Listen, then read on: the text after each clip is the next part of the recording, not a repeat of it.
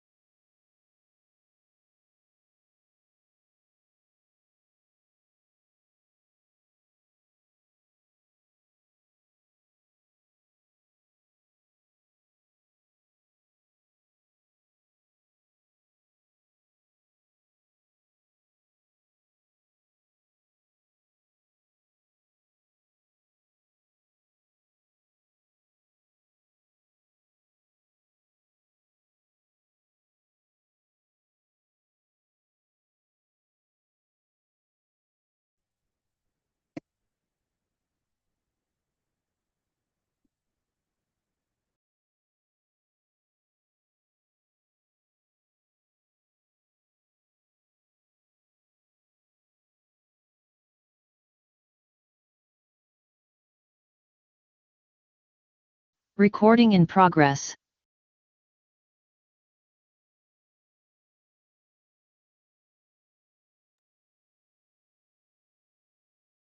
안녕하십니까. 반갑습니다. 제 얘기 잘 들리시나요?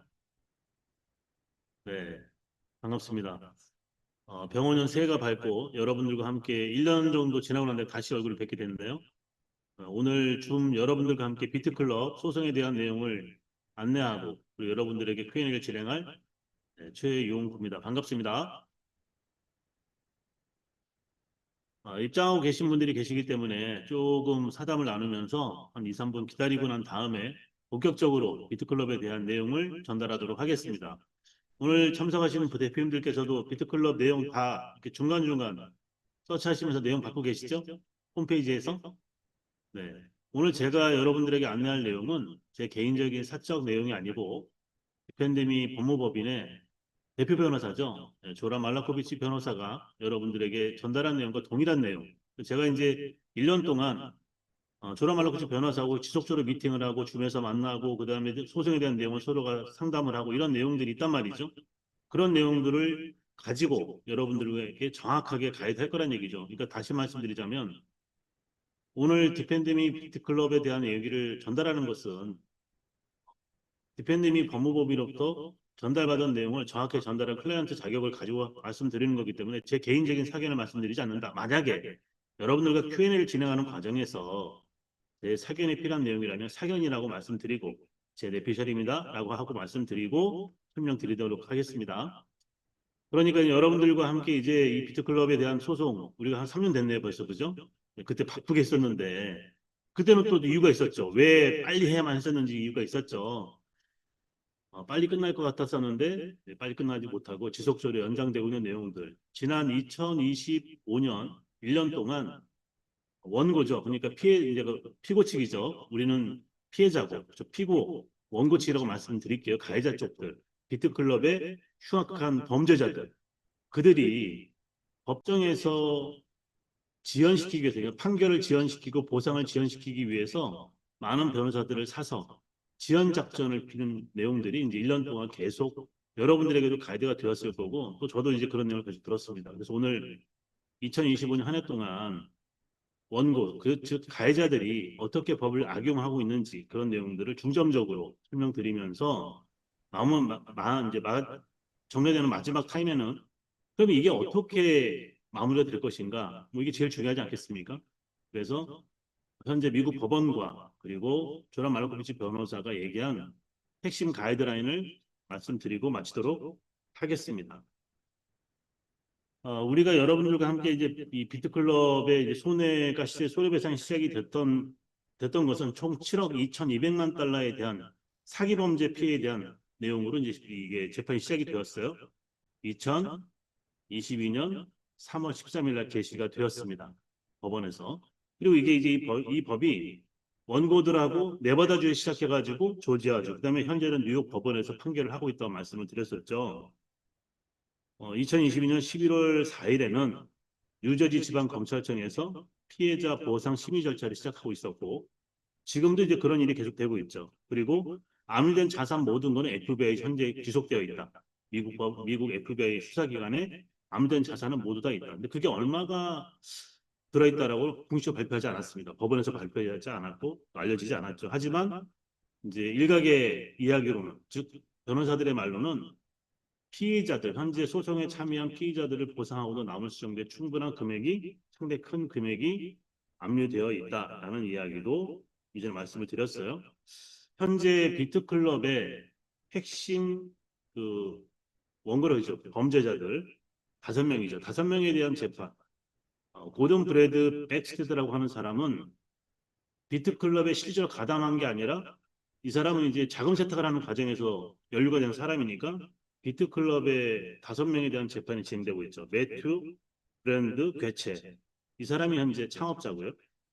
릴스 엘버트 베들리, 조비디아 싱클레어 윅스, 조세 프랭크 아벨, 실기우 카탈린 발라치, 이렇게 5명에 대한 재판이 진행되고 있고, 3명은 범죄를 시인했고 항소를 한 여부에 대해서는 밝히지 않았지만, 2사람 매튜 브랜드 고이치, 그러니까 이 매튜 브랜드 괴체라고 하는 대표 창업자죠. 이 사람은 현재 재판이 선고되지 않았어요. 재판은 진행하고 있는데 선고가 계속 미뤄지면서, 이 사람이 핵심 인물이에요. 창업자니까. 근데 이 사람이 이제 재판을 계속 연기하면서 2025년도에도 11월 달에 선고가 될 예정인데 또 연기가 됐어요. 그죠? 올해로 2026년으로. 그래서 아직 매튜 브랜드 개최에 대한 선고는 이루어지지 않았고, 그다음에 핵심 인물인 조베디아 싱클레어 윅스 역시 여러 가지 편법을 써가면서 자기가 범죄한 사실은 인정했지만 이제 그 범죄한 사실 외에 법을 피해가기 위해서 막고사 하는 내용들이 이렇게 있었죠. 2025년도에. 그래서 이제 이런 일들이 있었습니다. 2024년도에도 윅스와 아벨, 그다음에 실비 발라츠는 선고일이 정해져 있었는데 지속적으로 항소를 하면서, 그러니까 예를 들어서 뭐 2024년 9월 달 선고 예정했는데 2025년 넘어갔고 2025년 선고가 되지 않고 또 미뤄졌어요. 2번씩이나. 뭐 그런 내용을 이제 좀 이따 자세하게 안내해 드릴 텐데요. 그래서 여러분이 현재 여기 비트클럽, 저를 통해서 여러분들의 명단을 제출하신 모든 분들은 현재 미국 검찰청 피해자 증인 지원 부서라고 하는 VWAU에 등록되어 있다라는 이야기를 정확히 말씀드립니다. 그러니까 여러분들은 정식 피해자로 등록이 되어 있다. 재판 결과가 끝나면, 내지는 혐의가 다 인정이 되면 보상 절차에 들어갔을 때 가장 빠르게 보상을 받는 사람들이다라는 말씀을 다시 한번 드립니다. 자, 그래서 2024년 12월 달에 어떤 내용들이 있었냐면, 홍보 최고 책임자가 조비디아 싱클레어 윅스인데, 이 사람이 2024년 11월 달에 선고가 예정되어 있었는데 다시 2025년, 작년이죠. 6월 2일로 연기가 되었어요. 지금도 다시 연기가 되었죠. 그죠? 그다음에 실비 발라치도 역시 2월 20일이었는데 또 연기가 되었고. 그래서 2025년, 이제 작년 1년 동안 어떤 일이 있었냐면, 어떤 일을 아셔야 되겠죠. 왜냐하면 여러분이 궁금하신 내용이고 알아야 될 내용이기 때문에, 2025년 한 해 동안 그럼 대표님이 로펌은 뭐를 한 거야? 어떤 일들을 처리하고 어떤 일들을 해왔지? 그런 내용들이 되겠죠. 2025년 1월 법원에서 비트클럽에 관련된 내용을 발표한 내용이 있습니다. 이 내용에 대해서 잠깐 안내해 드릴게요. 공식 발표이게 미국 법원의 뉴욕 법원에서 공식 발표한 내용입니다.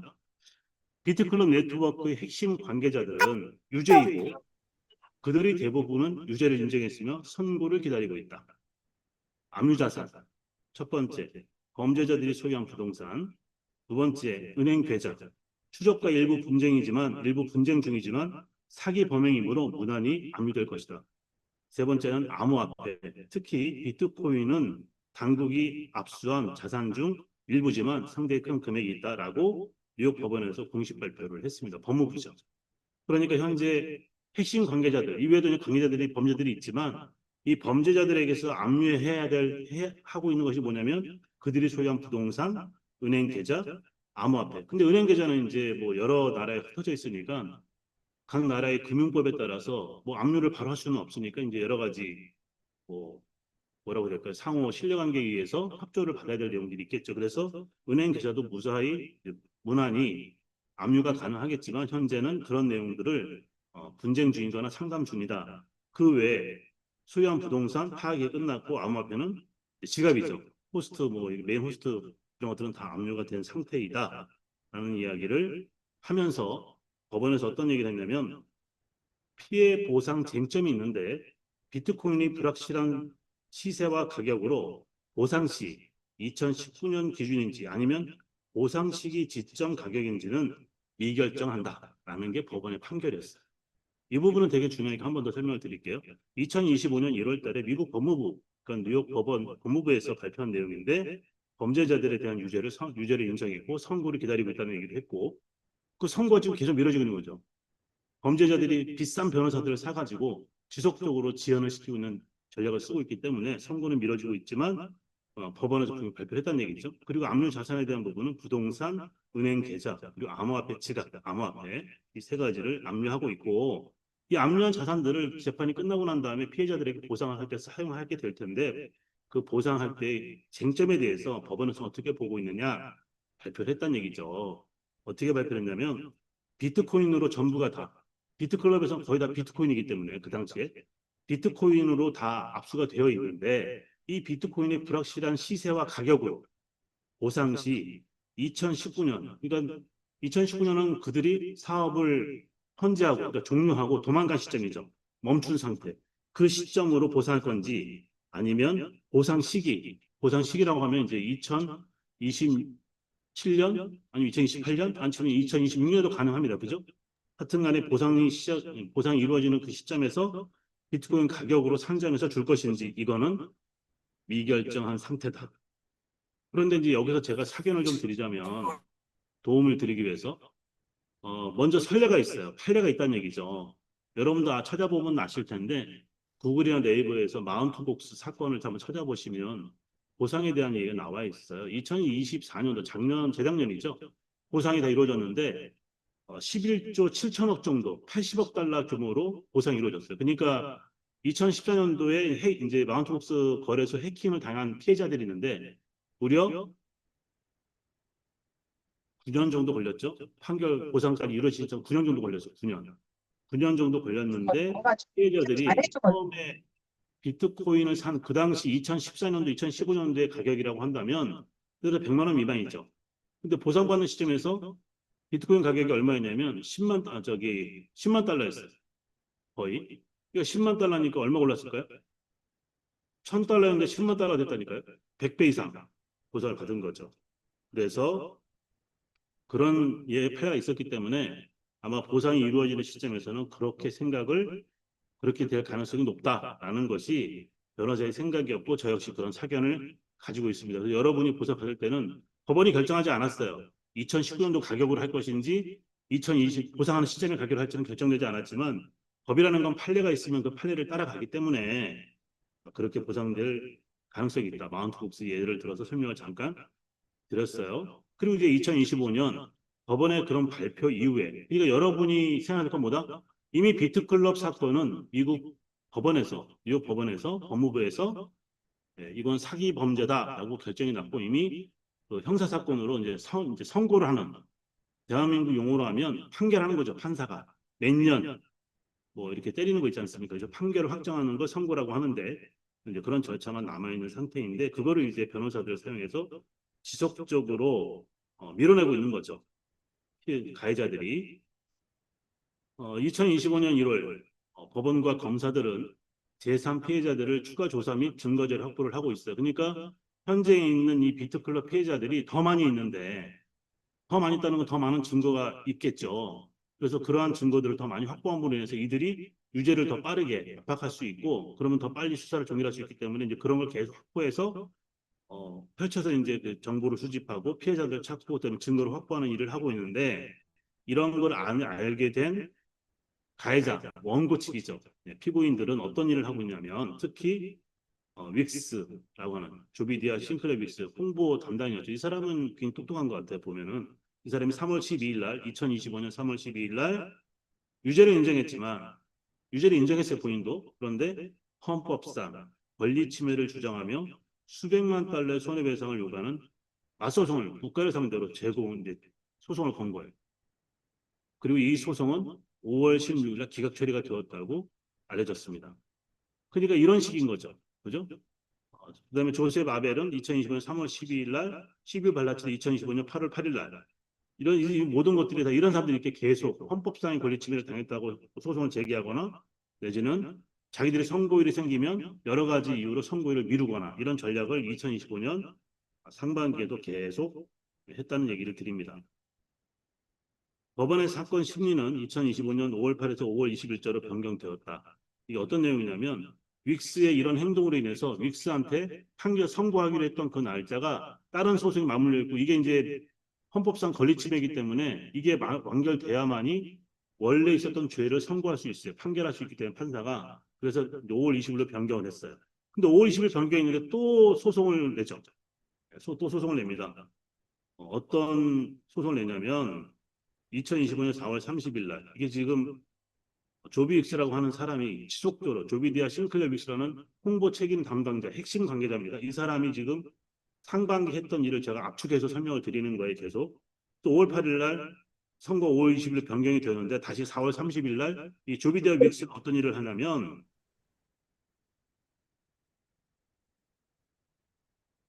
내가 약물로 인해서 심신이 미약한 상태에서 저질러진 죄이기 때문에 그 부분에 대해서 다시 한번 판결을 해달라고 다시 재판에 대한 선고를 미루면서 소송을 다시 겁니다. 이런 일들을 했다는 거죠.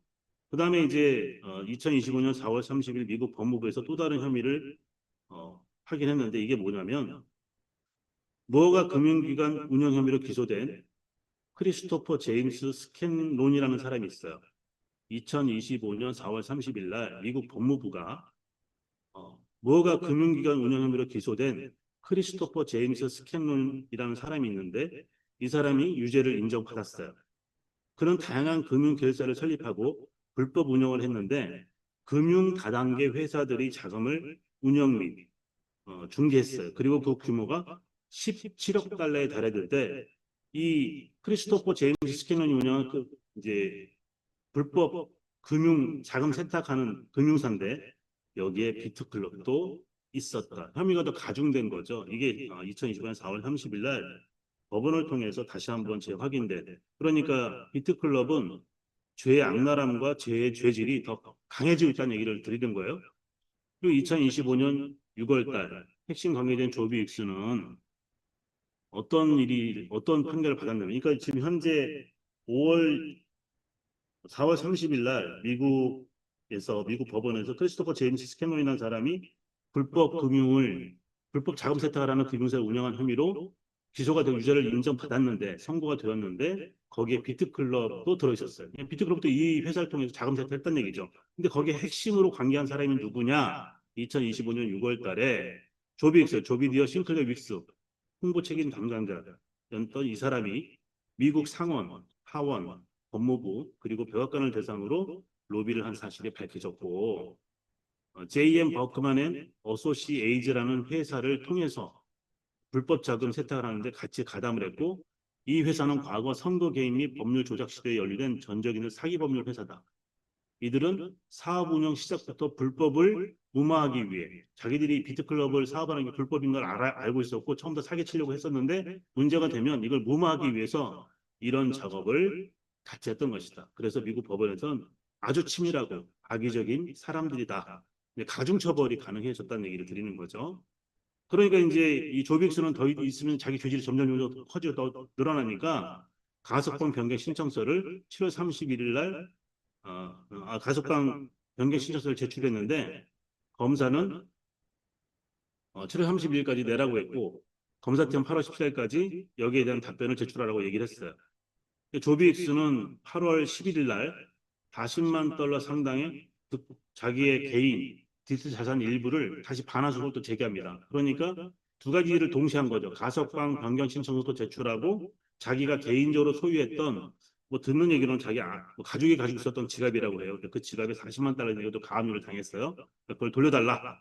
돌려달라. 이거는 뭐 불법으로 번 돈이 아니다. 내가 정상적으로 번 돈이니까 이거는 감유하면 안 된다. 뭐 이런 식으로 아마 얘기를 했다고 합니다. 그래서 가석방에 대한 그 신청서를 제출했는데 2025년 11월 6일 오전 10시에 기각되었어요.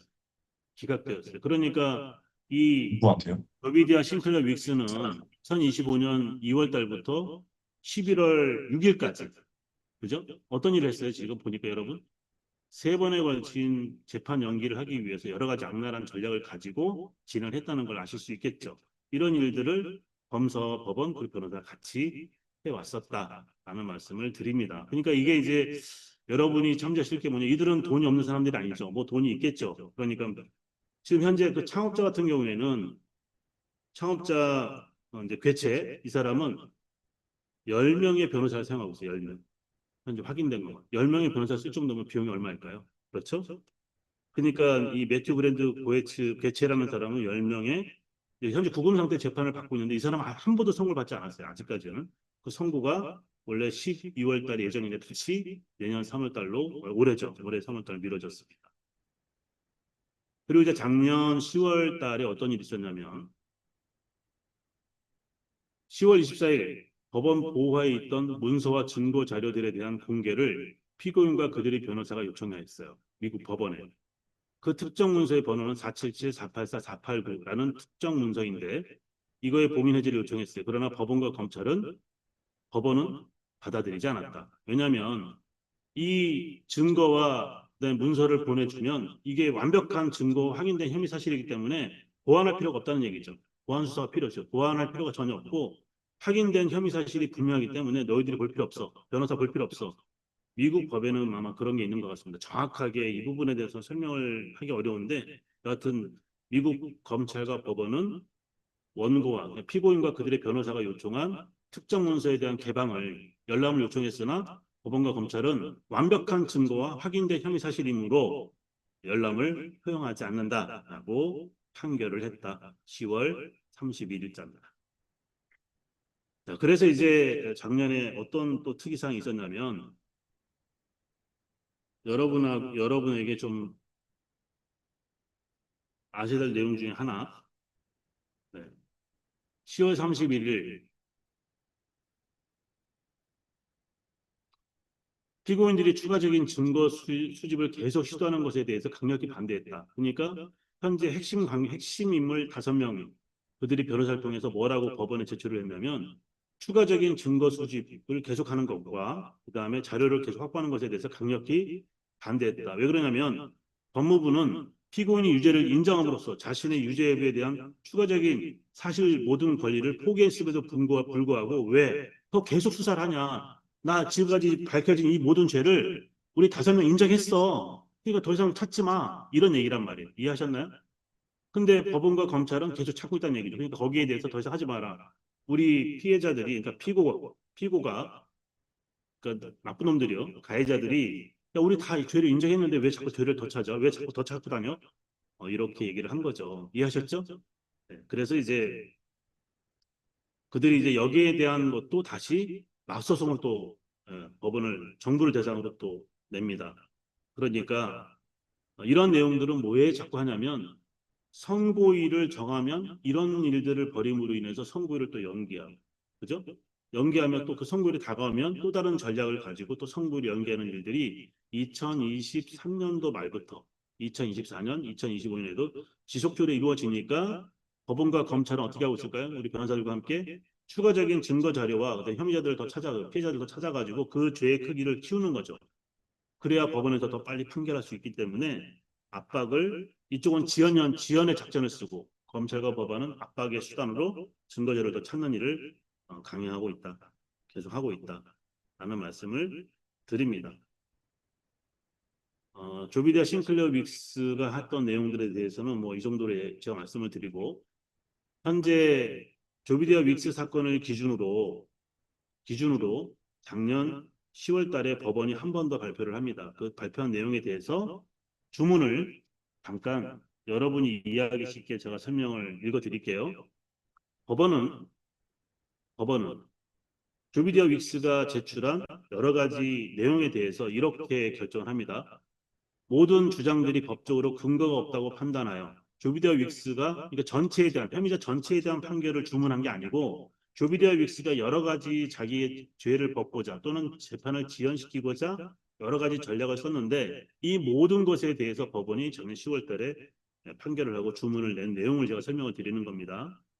법원은 이러한 조비디아 윅스의 모든 주장들이 법적으로 근거가 없다고 판단하여 모두 기각한다.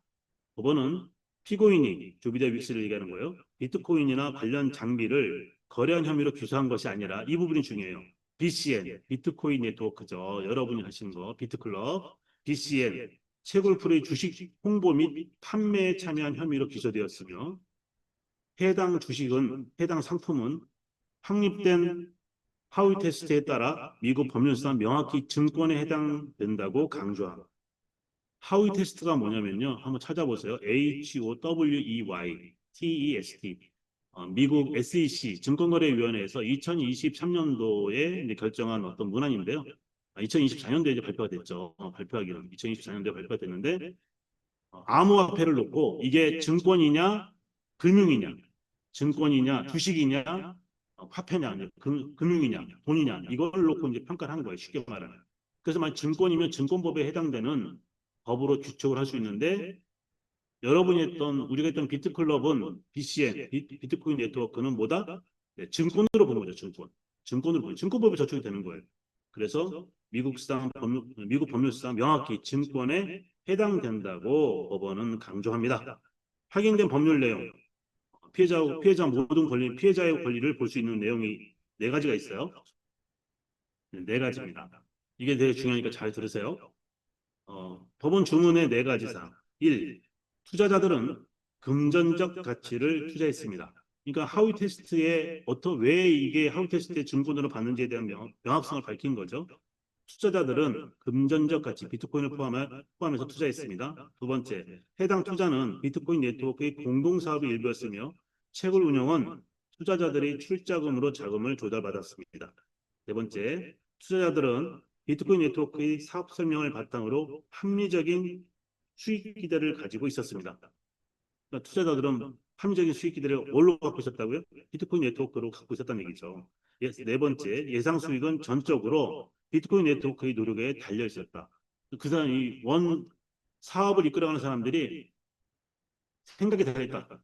그들이 어떤 노력을 하느냐에 달라서 돈을 더 줄 수도 있고 안 줄 수도 있고 그렇기 때문에 이게 이제 하우 테스트에 의해서 증권법에 저촉이 됐기 때문에 모든 내용을 기각한다라고 법원은 판결했죠. 그러니까 여러분 모두가 피해자라고 이 문헌에도 명확하게 기록이 되어 있다라는 말씀을 다시 한번 드립니다. 그래서 이제 12월 19일 날, 작년 2025년 12월 19일 날 피고 조비디아 싱클레어 윅스 보석 조건 변경 신청서를 제출했지만 그게 받아들여지지 않았다고 제가 말씀을 드렸고요. 12월 5일 실비우 발라치 선고 공판이 2026년 3월 19일로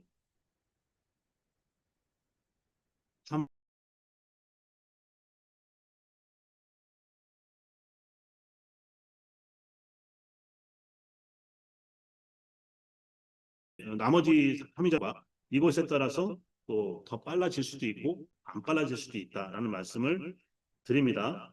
자, 그래서 지금 2025년 한 해 동안 혐의자 5명이 재판을 그러니까 선고를 지연시키기 위해서 쓰고 있는 전략들에 대해서 설명을 드렸었고 그 안에 미국 법무부로부터 또는 뉴욕 법원으로부터 BCN 비트클럽 네트워크에 대해서 어떤 판단과 어떤 주문이 나왔는지도 설명을 잠깐 드렸어요.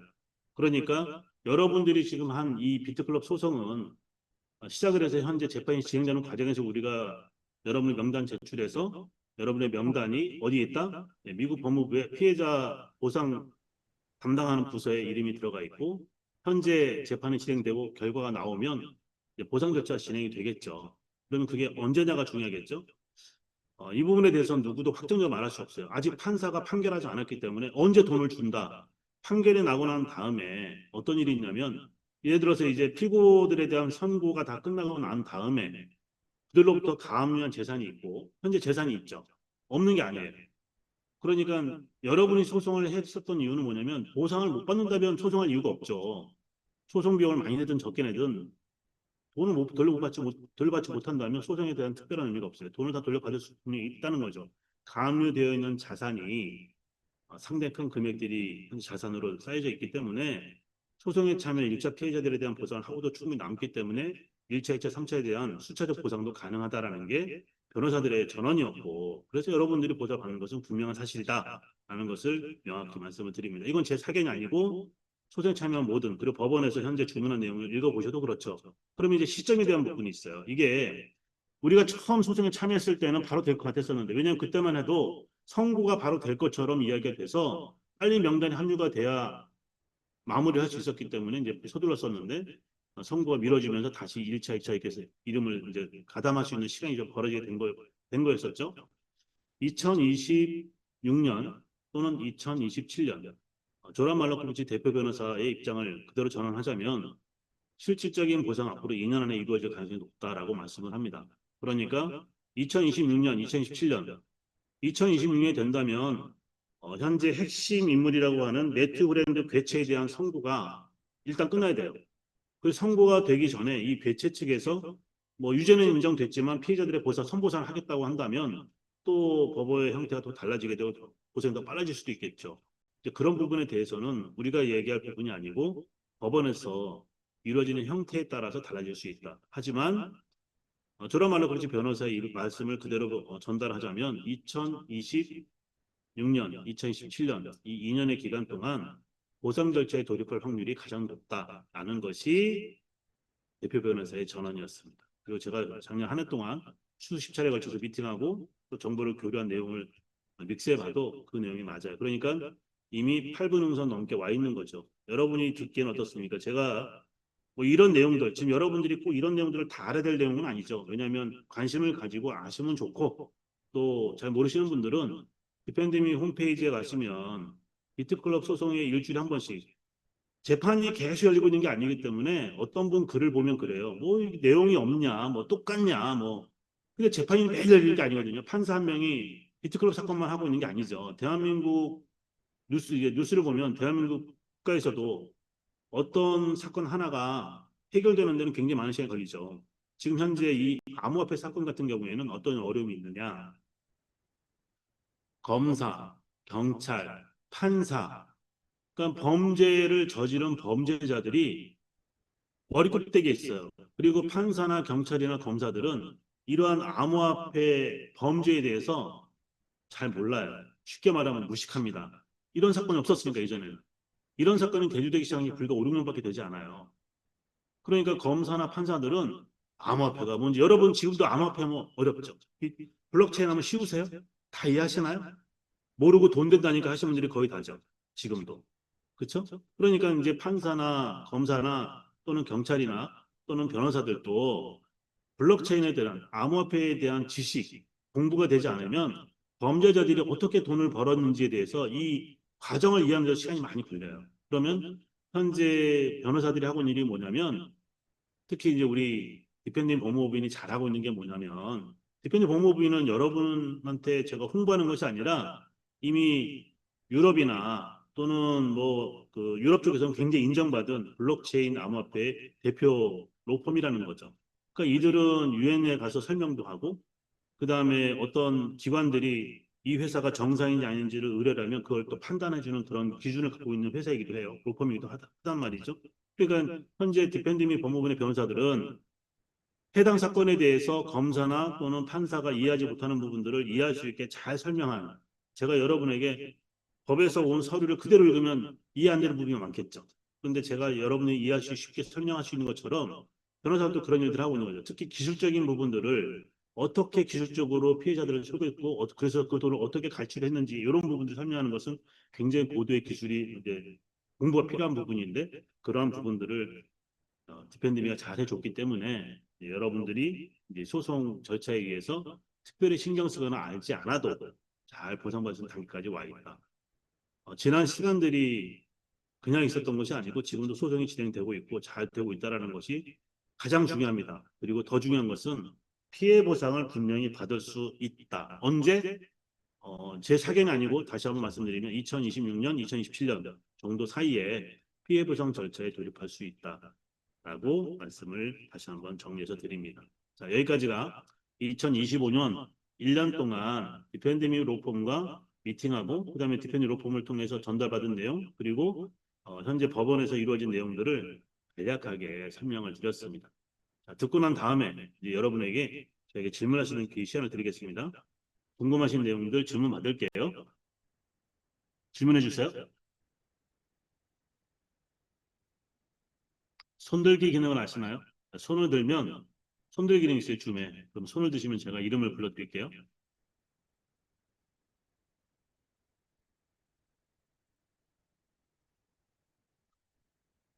네, 네, 그럴까요? 안녕하세요. 네, 예, 안녕하세요. 박사근이라고 합니다. 네, 예, 수고 안녕하세요. 많으시고요. 네, 예, 그 소식지는 네, 지난해 보니까 168호 이후에는 뭐 그 소식지가 더 이상 나오지가 않더라고요. 그러니까 저희 피해자분들이 이제 여러 가지로 불안해하는 것 같은데 뭐 그 소식지가 주기적으로 안 나오는 뭐 어떤 이유가 있었나요?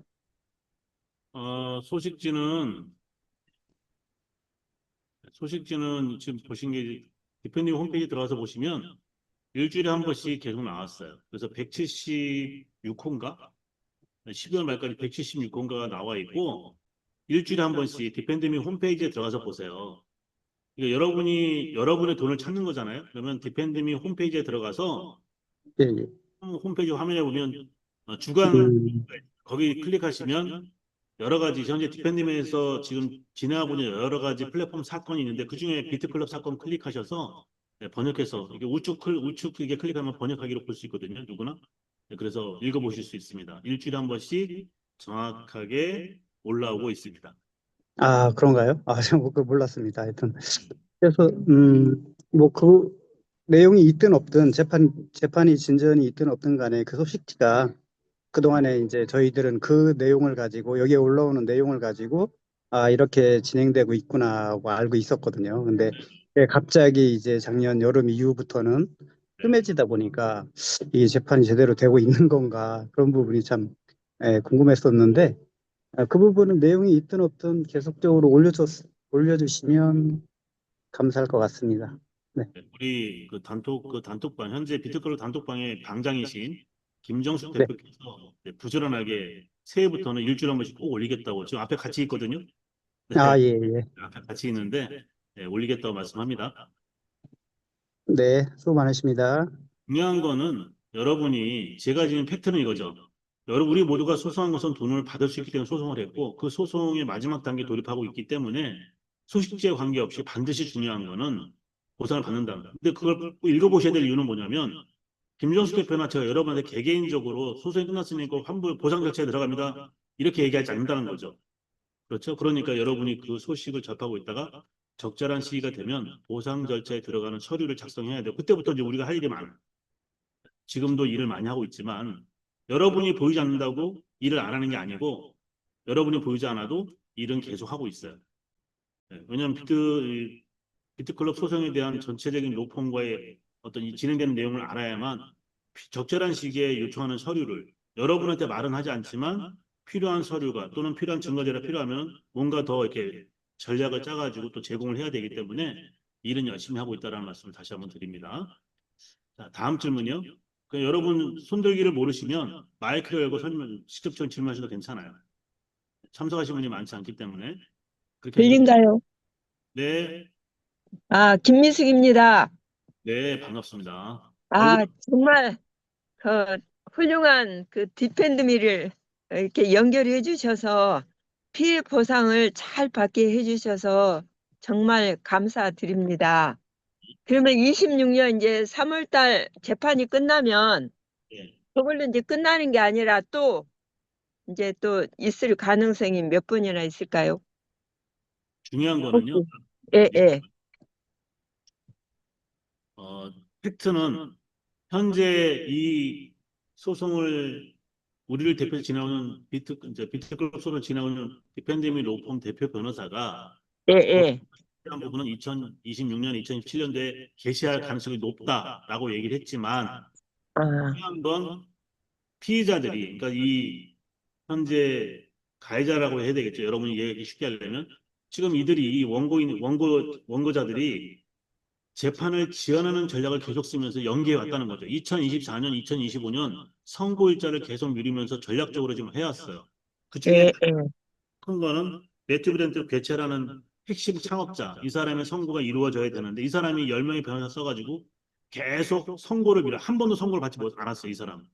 아, 근데 이 사람을 압박하기 위해서 법원과 이제 검찰이 여러 가지 증거를 더 막 모으고 뭐 좀, 혐의를 더 가중시키고 있으니까 네. 더 이상 변호사를 써서 재판을 지연하지 못하고 아마 선고가 내려지지 않을까. 일단 선고가 내려지기 시작하면 가속도가 붙을 수 있기 때문에 그러면 2020년, 2027년 요 앞으로 향후 2년 안에는 보상 개시를 실시할 수 있지 않겠나라고 전망을 아, 합니다.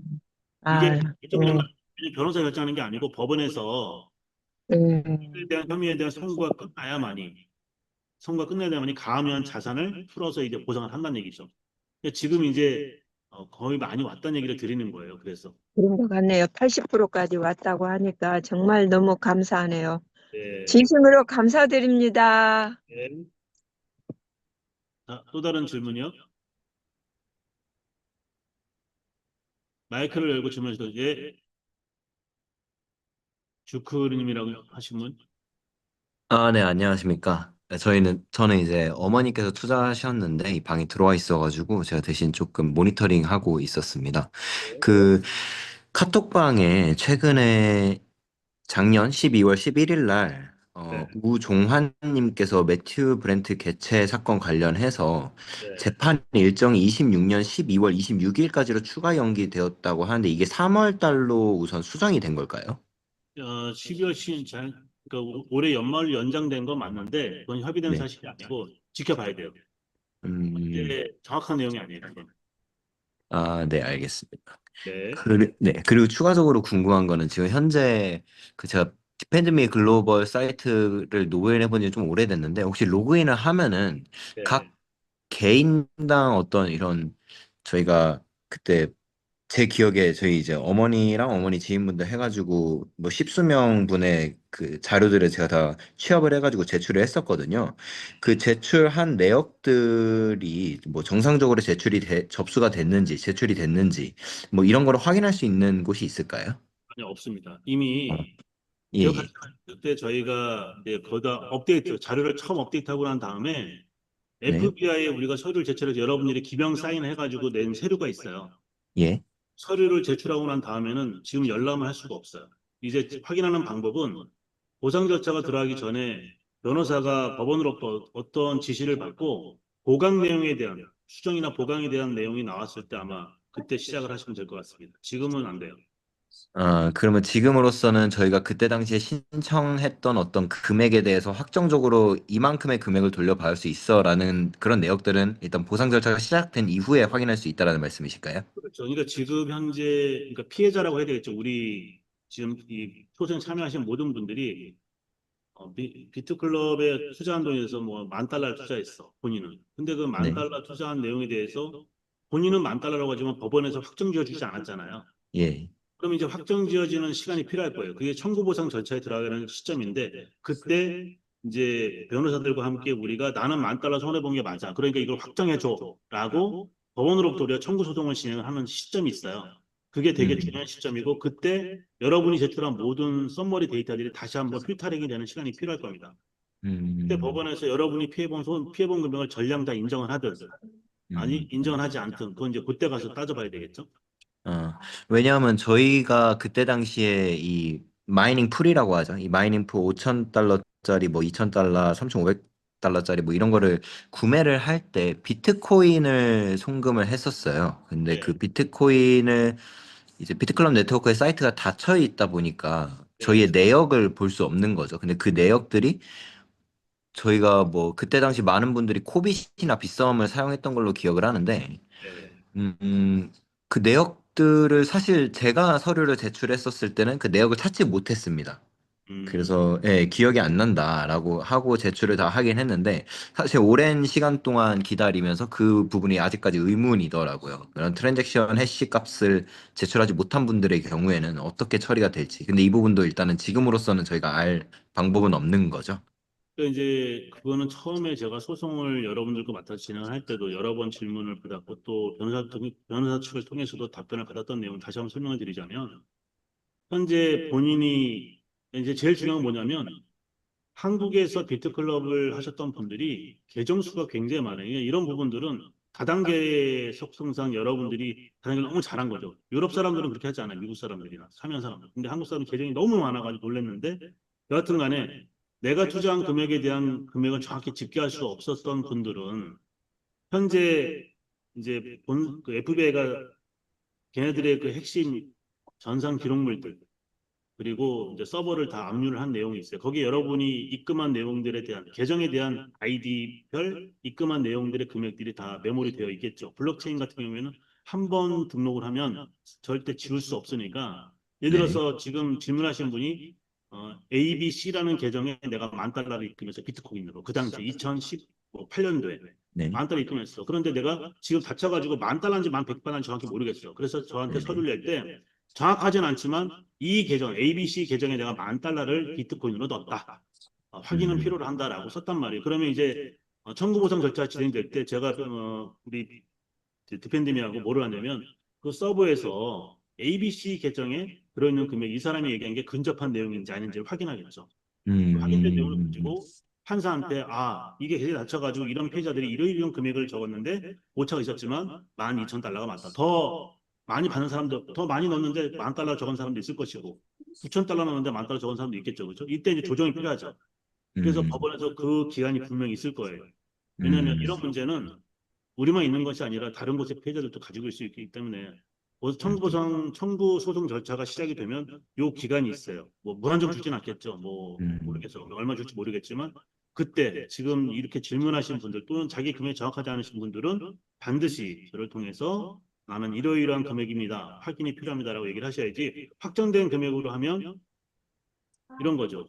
사기치는 거야 법원을 상대로 이렇게 해서 딜레이 시켜버리면 어려운 일이 생길 수도 있죠. 그러니까 여러분이 더 많이 피해를 받다 금액을 올려서 적는 것보단 적게 적고 확인하고 더 많이 받는 게 좋다라고 그때도 이렇게 안내해드렸어요.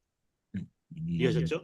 네, 이해 갔습니다. 네. 마지막으로 한 가지만 더 그럼 여쭤보겠습니다. 저희가 그때 당시 많은 분들이 대부분 다 어른분들이셔가지고 자신의 계정이나 자신의 계정이 얼마짜리인지 뭐 78만 원짜리, 468만 원짜리 등등 이런 것들이 있었는데 그런 것들 대부분 다 자필로 노트에다가 기록을 하시는 분들이 굉장히 많으셨던 걸로 기억을 해요.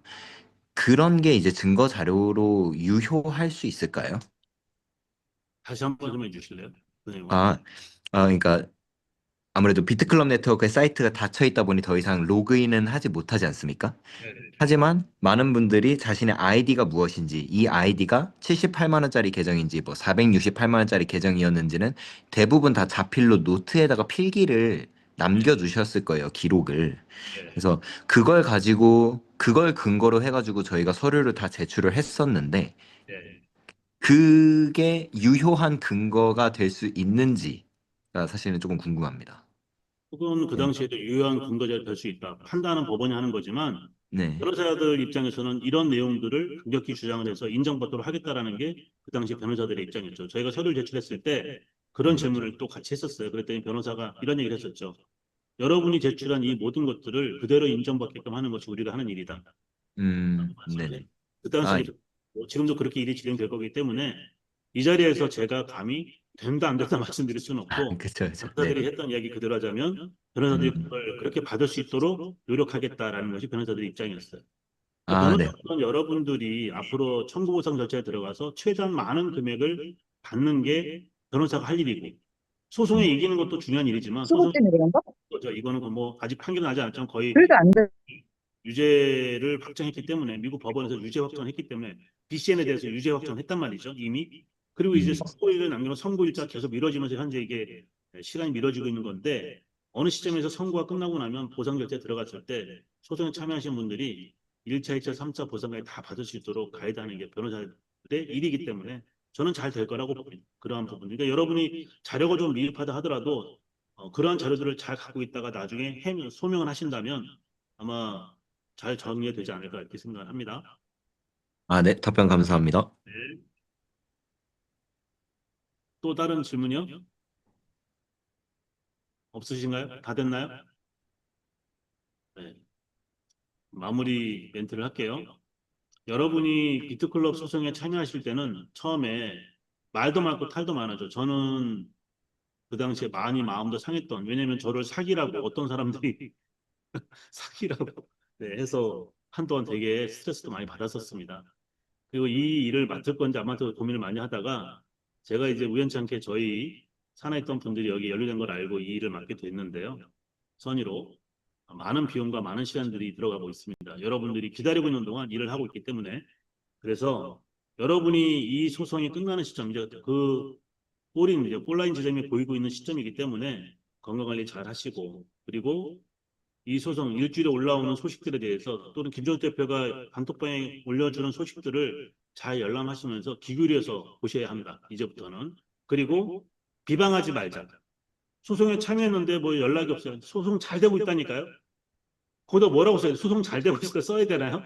그러니까 소송은 미국 법원에서 이미 이 기소가 다 돼가지고 이들이 유죄를 인정했기 때문에 핵심 그게 다 유죄를 인정했어요. 단지 선고를 미루는 전략을 가지고 계속 변호사들한테 선고 지연 작전을 쓰고 있기 때문에 시간이 길어지고 있는 것뿐이지 재판의 질 확률은 거의 0%죠. 이미 법원에서 유죄를 확정했기 때문에 또 본인들도 죄를 졌다 인정했기 때문에 그러니까 이 재판은 거의 이겨놓고 지금 가는 거거든요. 그러니까 시간이 걸릴 뿐 보상은 받는다. 보상 받을 돈도 가압류 현재 모아둔 가압류한 금액도 얼마인지 발표되지도 않았지만 상당히 많은 금액이 가압류되어 있고 추가적으로 부동산이라든지 은행 계좌 계속 전 세계에 퍼져 있는 은행 계좌 이제 이렇게 포렌식으로 조사해가지고 협조 요청을 하거나 또는 강제로 이제 이렇게 가압류를 하는 형태로 그러면 앞으로 가압류 자산이 늘어나면 늘어날수록 보상받는 금액들이 늘어날 수 있겠죠.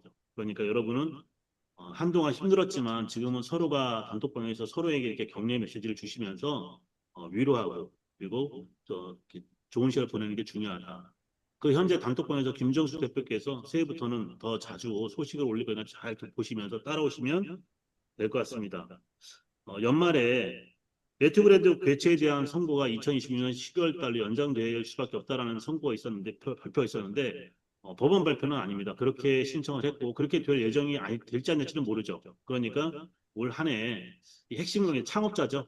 이 창업자의 선고가 어떻게 될지 변호사들이 얘기하는 이렇게 시험에 밀어놓고 그들이 가만히 변호사에 있는 게 아니고 이거는 이제 변호사하고 제가 했던 이야기 중에 일부입니다. 네트브랜드 괴체가 선고일을 이렇게 길게 밀어지는 거 법원에 받아들여진 상태에서 어떻게 갈 거냐? 가만히 있지는 않겠죠. 뭐 협의를 한다든지 타협점을 찾는다든지 법원하고 그죠? 그런 일들을 병행할 거기 때문에 지켜보는 것이 맞다. 아마 올해는 저도 그렇고 대표님도 그렇고 이 사건이 종결되어서 피해보상 청구가 시작이 되었으면 하는 바람을 가지고 2026년 병원년 새해를 시작을 해봅니다. 좋은 소식들이 있고 이제 어려운 시간은 다 끝났어요. 그죠? 그러니까 좋은 시간을 기다리면서 서로가 좋은 길을 붙돋는 그런 시간을 같이 보내면 좋겠다라는 말씀을 강력히 드리면서 새해 복 많이 받으시고요. 건강 관리 잘 하시고요. 여러분의 방장인 김정숙 대표님 잘 따라서 오시면 좋겠습니다. 자, 현구 대표님 오랜만에 뵙습니다. 네.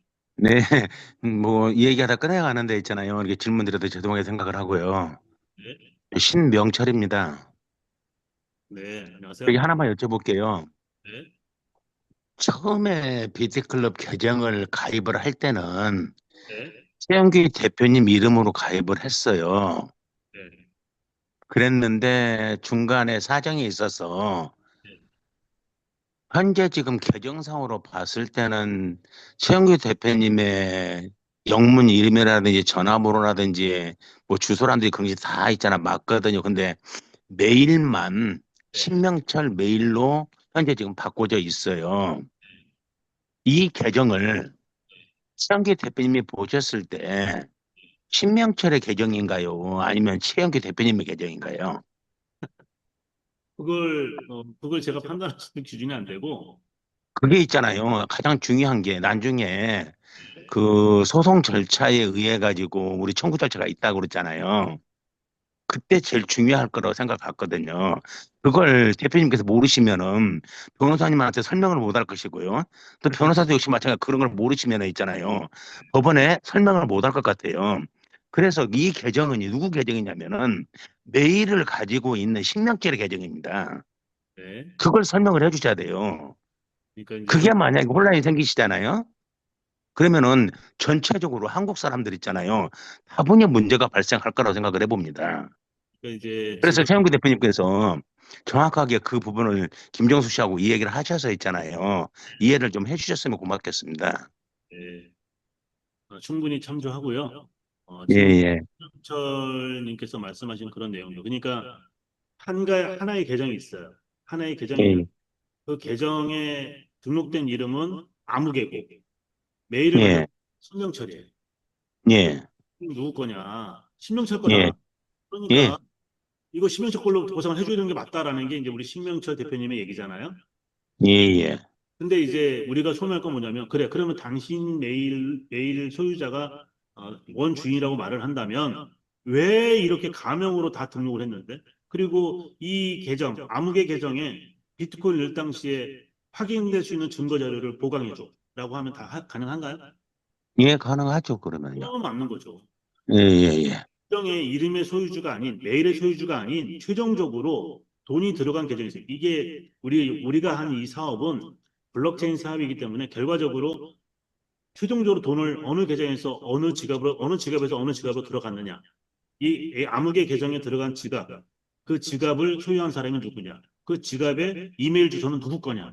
라가 이제 아마 FBI가 보는 또는 법원에서 보는 기준이 아닐까라고 보여져요. 왜냐하면 이전에도 예, 이걸 할 때 이러한 기준으로 본 판례가 많거든요. 특히 예, 마운트복스에서 2024년도 한국 돈으로 10조 7천억을 보상을 했어요. 80억 달러. 그러니까 2014년도에 손실된 금액은 뭐 한 6, 7억 달러 정도밖에 안 되는데 이게 이제 가격이 올라가지고 하여튼 보상한 금액을 확실히 발표하지는 않았지만 현재 뉴스에 나온 내용을 기준하면 한국 돈으로 11조 7천억을 보상했단 말이에요. 근데 이 보상할 때 보상받은 사람들이 어떤 사람은 지갑을 유실했거나 지금 우리 신민주 대표 얘기한 여러 가지 변례가 많았어요. 근데 가장 중요한 게 뭐였냐면 법원에서 봤던 게 최종적으로 이 지갑에서 아무개 계정으로 넣은 지갑 주소가 있고 이 지갑의 소유자가 누구냐. 그리고 이 지갑의 소유자인 당신이 증명해라. 그러면 뭐 우리나라 같은 경우에는 뭐 이런 업비트라도 사용해서 업비트에 내 메일 주소가 있을 거고 뭐 전화번호가 있을 거고 내 신분증 KYC 한 게 있을 거고 이런 내용들을 다 썸머리 해가지고 법원에 제출해가지고 결과적으로 이 아무개 계정의 이름은 신명철이 아니었지만 이건 내가 돈 입금한 게 맞다라고 확인된 서류가 확인되니까 그러면 당신한테 돈을 다 줄게. 라고 준 거고 그 확인이 미흡한 사람들은 보상을 받지 못했습니다. 그러니까 여러 가지 이제 절차로 이제 내 계정이라는 걸 증명할 수 있는 방법이 이거 말고도 많겠죠. 예, 그런데 보상 절차에 들어갔을 때 문제는 우리가 고민할 게 뭐냐면 제가 존재하고 대표님의 존재하는 이유 이런 이유들은 여러분이 소유한 계정에 대한 보상을 최대한 많이 받게끔 하게 하는 것이 우리의 목적이고 방향성이기 때문에 그때 가서 고민하는 게 맞다. 근데 그런 증거 자료가 없다면 제출할 때도 미흡하다면 그건 어렵겠죠. 최대한 내가 여러분이 준비할 건 뭐냐면 이제부터 이 소식을 기다리면서 확정된 소식을 기다리면서 여러분이 관여했던 그 계정들에 대한 조금이라도 확인될 수 있는 증거 자료를 계속 썸머리 해놓는 게 굉장히 중요하죠. 무조건 내 거야라고 하는 건 법에서 통하지 않으니까요. 아셨죠? 예, 잘 알겠습니다. 네. 자, 인사막 드리다가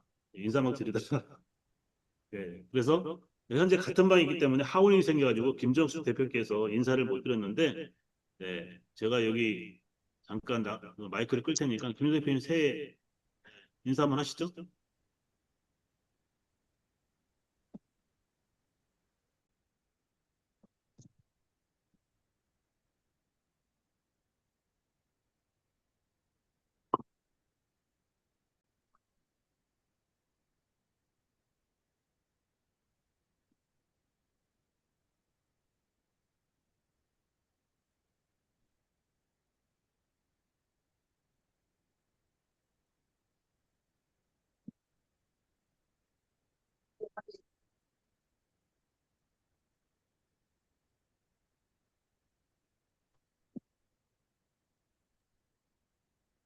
네, 임종석 대표께서 네, 하울링 때문에 뭐 오디오 연결하려고 했는데 오디오 연결이 안 되신다고 네, 저보고 대신 네, 새해 복 많이 받으시라 잘해달라고 그러시네. 같은 방에 있는데 네, 이해해 주시고요. 자, 2025년 마무리 인사 드리겠습니다.